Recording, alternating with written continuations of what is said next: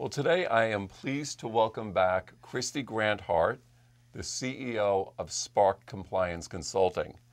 Now, it was about 2 years ago when I last sat down with Kristy to talk about her first book, How to Be a Wildly Effective Compliance Officer, which remains one of my favorite compliance books.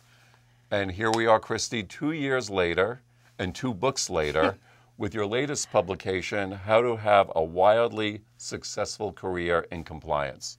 Welcome back. Thank you. Can you believe 2 years? Like crazy. Just like that. I know. So, Kristy, first question, why another book?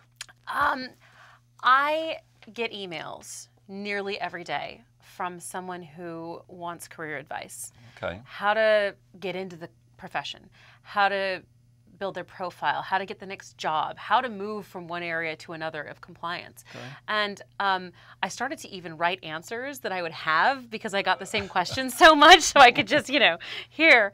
And I thought, there is a need for this. There is a real need for good information about creating a career and how to do it. And when you watch people over and over again who have really big careers and successful careers, I love the Tony Robbins quote that opens the book, which is success leaves clues. So do what other people do. Don't reinvent the wheel. There's a way to do this. And so putting that into a book hopefully will help those people with questions and give them more time than I ever could individually. Oh, neat. So how about a little background? So, Kristy, I think it was in Bloomberg Business that I read an article that multinationals are now starting to think about how they can leverage data in their compliance needs, where if we looked at our LinkedIn feeds, and as you well know, that we know that for a lot of multinationals that have had regulatory issue, there's been massive compliance hirings that have been undertaken.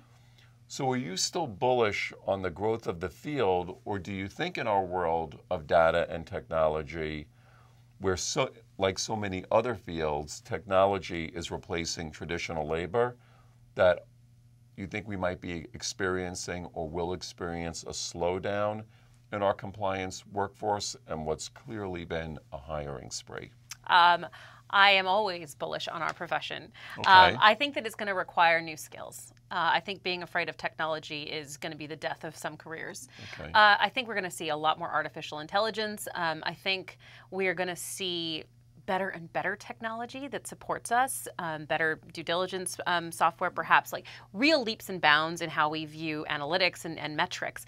I don't think that will replace humans. Okay. I don't think that everything can be mapped on software and technology. I think that there will always, particularly in the compliance profession, need that soft skill, need that motivation, influence, persuasion, all of those things, plus thinking about frameworks and structure. Machines don't do that well, at least now. Right. So I am absolutely a believer in the continuation of our profession, and people are still going to commit crimes and do the wrong thing. Sure. And corporate culture isn't created by machines. So I don't think that we're going to have an issue with that. I think that we all have to be prepared to continue to learn and to evolve in our role. It'll be different in 10 years, but I don't think it's going away. So it's really complementary, but tomorrow's compliance officer might need a skill set that's more data and technology driven than today's. Yeah. Okay, so let's go to the book's title. What is a wildly successful career in compliance? I think a wildly successful career is one that you're proud of. Okay. And one that continually challenges you. Interesting. I think that a lot of compliance officers I know, and I was one of them, get restless after a while. You kind of been doing the same thing 2, 3, 5 years. Maybe a little fatigue. You want the new challenge, and I think that you don't always have to change jobs to do that. But I think that having a wildly successful career means continuing to be engaged and realizing that what you're doing is important. That's a wonderful definition. Thank you. So in your book, you describe several different areas that people can have for a career in the compliance field. And yet many people, probably myself included, still think of compliance as corporate compliance or healthcare compliance. But you share that there are other paths to take. So Kristy, what are those paths and how might one approach them? Sure. Well, when I was looking at the different types of careers, one of the things I never thought about until I was asked to speak at a government agency is that they have whole compliance departments. Right. Financial services is the first one that comes to mind when I think of compliance. Okay. A lot of people think that. But the major areas, healthcare, financial services, corporate, are also complemented, I suppose, by having the government possibilities, nonprofits, and NGOs as another, and also compliance vendors, particularly those technology companies you're thinking of. They need people from the inside who then go outside, who can help them tell the people who are creating this what they want, what they need. How do we serve our community more effectively? And that part of the book was interesting because I wanted to write about the pluses and the minuses. What's great about your area of compliance, what's terrible, and most importantly, how do I get into it? Okay. So I don't have all those skills. I've not worked in financial services or healthcare. I've worked in corporate and in private practice and consulting. So I did a survey. And I did a survey of my whole audience, like my blog audience and my list, but also on LinkedIn. And I had so many entries from people who really wanted to tell their stories and wanted to give information about what they cared about, what they liked in their profession, what they hated. Interesting. And so one of the biggest chapters in the book is really an amalgamation of that data and other people's stories so that I can be more fulsome. It's not my book, really. It's the profession's book. So it's really their sort of horizontal and vertical differences in terms of the different practices. And what do you do if you want to get into it? Now, one of the things I've noticed that's changed just in the 4 years that I've been looking at this field and working in it is it's no longer a legal background that brings you in. So have you seen a big shift in that as well? I've seen a much more broader positioning. I think that it's still at the higher levels very much a legal profession. Okay. Not exclusively, though. Right. And I think that the interesting thing is people are coming in from audit, people are coming in from accounting, people are coming in, those are the major ones, financial services, audit, accounting. But you also have people sometimes even from sales and marketing. I've seen it, not a lot, but I have seen it. And people now, what's fascinating to me, coming right out of college, right out of school into compliance. So, I mean, I've taught a graduate level course in compliance and ethics, but I was one of the only ones at that point several years ago. Now it's proliferating everywhere. So people actually come out of school saying, I want to be a compliance officer, and I've learned about that. And that was non-existent, right? And we certainly see in education, both undergraduate and advanced degrees, there's much more ethics and compliance. Much more. It's not just 1 week of your MBA program, right? You can focus on this. It's amazing. Interesting. So let's talk about inter-organization. So do you see people moving more across the org chart in their careers or up or both? In other words, if you were giving someone advice, would you say, look, in your organization, take on as many different roles as you can over time, even if they're lateral moves before advancing? Like, in other words, I see compliance leaders that might have taken roles that are regional. Right, or maybe moving from compliance to education and training. So do you see that as sort of good moves and good thinking, as you share in the book, move across the jungle gym for a while before you move up it? I think that it's whatever works in your career. Okay. But I think it's being open to those possibilities because I was certainly trained that there's a ladder and a hierarchy, and the word ladder means up, down, 1, 2. In a lot of compliance departments, there's just one. Right? Okay, right. You're the compliance officer. You are the ladder. Or there's 2 and your boss is going nowhere, right? So if that's the case, what do, right? And I think it was Sheryl Sandberg in Lean In that talked about the jungle gym and about the moving sideways.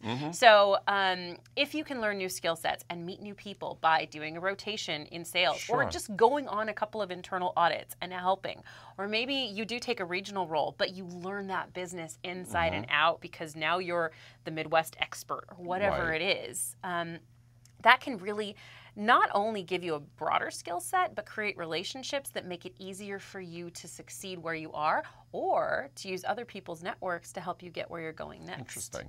In a lot of industries, it's encouraged to take an overseas role, Yes. to go to a remote region, get to understand the business. It might not be the nicest place to work and reside, but that tends to be an accelerator for one's career. Absolutely. Have you seen that Oh. in this field as well?